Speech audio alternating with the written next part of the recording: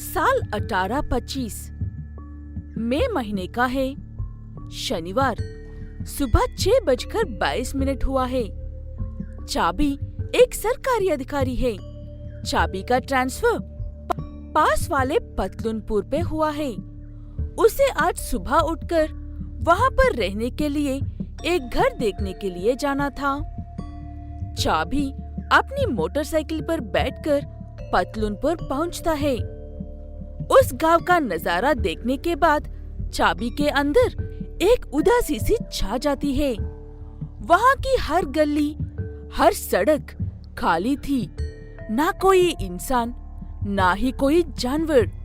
चारों तरफ से सिर्फ हवाओं की आवाज आ रही थी। चाबी वो घर ढूंढता हुआ फिर रहा होता है।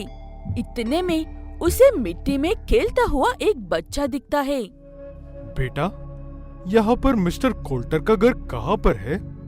मिस्टर कोल्टर का नाम सुनते ही वो बच्चा मिट्टी में खेलना बंद कर देता है और चुपचाप उठकर चाबी के हाथ पकड़कर उसे कोल्टर के घर तक लेकर जाता है। वो बच्चा उसे घर दिखाकर वहाँ से भाग जाता है। चाबी घर के नेम प्लेट पर मिस्टर कोल्टर का नाम देखकर दरवाजा खोलने के लिए हाथ आगे बढ़ाते ही दरवाजा अंदर से खुलता है। चाबी बिना ये देखे कि दरवाजा किसने खोला, गुस्से में पूछता है कि तुम्हें मेरे घर में घुसने की इज्जत किसने दी? और एकदम से चाबी की आवाज उसके गले में ही अटक जाती है, क्योंकि जिसने दरवाजा खोला था वो कोई और नहीं, वही बच्चा था जिसने कुछ देर पहले चाबी को कोल्टर के घर का रास्ता दिखाया था।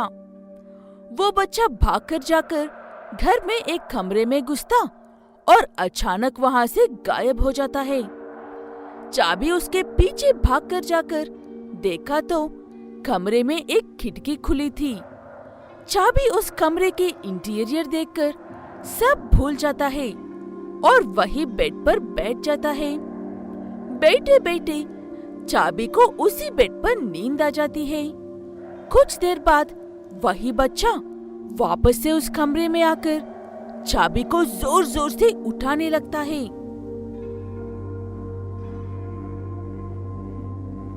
अंकल अंकल उठो जल्दी से, नहीं तो मिस्टर कोल्टर आपको मार देंगे। चाबी गहरी नींद से उठकर उस बच्चे को गुस्से में कहता है कि भाग जाओ बच्चे, वरना मैं तुम्हें मार दूंगा।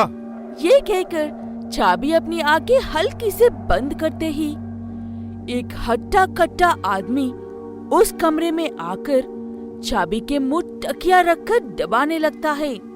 चाबी अपने दोनों हाथ पैर इतने जोर जोर से चलाता है कि बेड की एक टांग ही टूट जाती है। जैसे ही बेड की टांग टूटती है, चाबी धड़म से नीचे गिरता है। चाबी जमीन से उठकर देखा तो कमरे में कोई नहीं था और बेड भी ठीक ही था, क्योंकि अब तक जो भी हो रहा था वो सिर्फ चाबी का एक सपना था। मैं भी कैसा पागल हूँ? ये कहते हुए चाबी मेन डोर से बाहर की तरफ निकला तो उसे वही सपने वाला आदमी दिखता है। वो आदमी कोई और नहीं, मिस्टर कोल्टर ही था। गुड मॉर्निंग मिस्टर चाबी, कैसा लगा आपको घर? आप ही मिस्टर कोल्टर हो? हाँ, मैं ही मिस्टर यम कोल्टर हूँ।